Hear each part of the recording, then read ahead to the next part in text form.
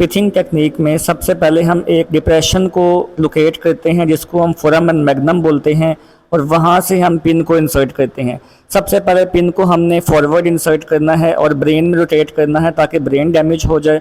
उसके बाद पिन को थोड़ा बैक करके और 180 डिग्री पे रोटेट करके आपने स्पाइनल कॉर्ड में इंसर्ट करना है ताकि स्पाइनल कॉर्ड भी डैमेज हो जाए और जो फ्रॉग है वो टोटली इमोबिलाइज हो जाए।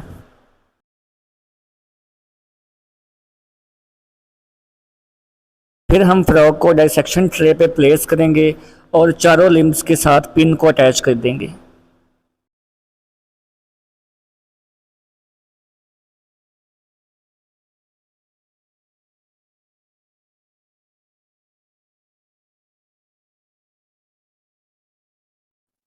एब्डोमिनल रीजन से फोर्थ स्टेप की मदद से लूज स्किन को लिफ्ट करेंगे और उसके बाद हम लेटरल कट्स लगाएंगे। याद रहे कि हमने मीडियल कट्स नहीं लगाने क्योंकि मिडल सेक्शन पे वेंट्रल एब्डोमिनल वेन होती है जो कि कट हो जाए तो काफ़ी ज़्यादा ब्लीडिंग होती है, तो उससे बचने के लिए हमने लेटरल कट्स लगाने हैं और दोनों साइड से लगाने हैं।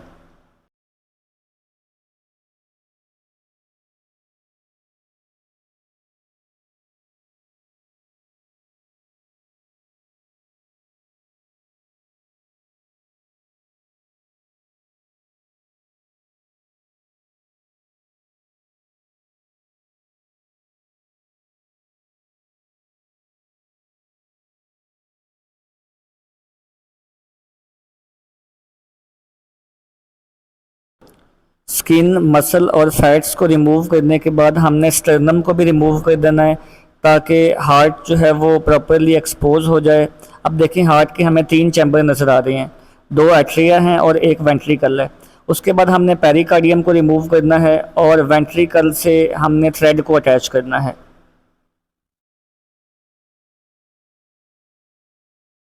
वेंट्रिकल को फोर्थ स्टेप की मदद से हम लिफ्ट करेंगे और यहाँ पे हम थ्रेड अटैच कर देंगे।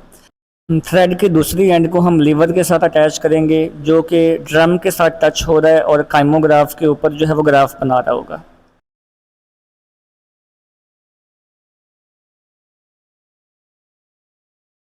हार्ट को अलाइव रखने के लिए हमने इसको रिंगर के साथ वॉश करते रहना है। उसके बाद हमने ड्रग को अप्लाई करना है। तो याद रहे कि हमने पेरिकार्डियम को भी रिमूव कर, पहले हम एसिटिलकोलिन को अप्लाई करेंगे फ्रॉग हार्ट के ऊपर। एसिटिलकोलिन असल में एक मस्करीनिक एगोनिस्ट है, जब ये रिसेप्टर के साथ बाइंड होगा तो रिसेप्टर को एक्टिवेट करेगा।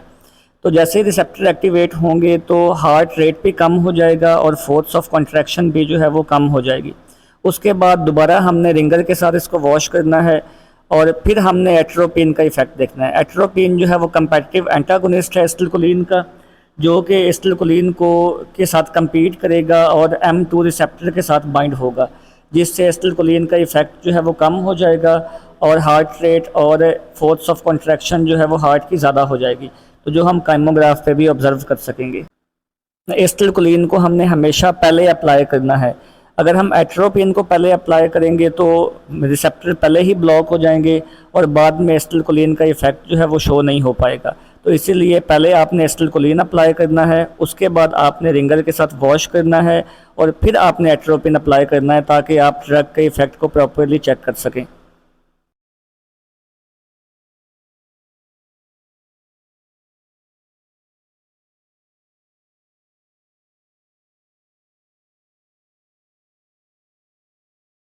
जहाँ पे ग्राफ में वेव का एम्पलीट्यूड ज़्यादा और फ्रीक्वेंसी ज़्यादा है वो एट्रोपिन के बाद का इफ़ेक्ट है, और जहाँ पे एम्पलीट्यूड कम है और ऑलमोस्ट स्ट्रेट लाइन है वो एसिटिलकोलिन का इफ़ेक्ट है।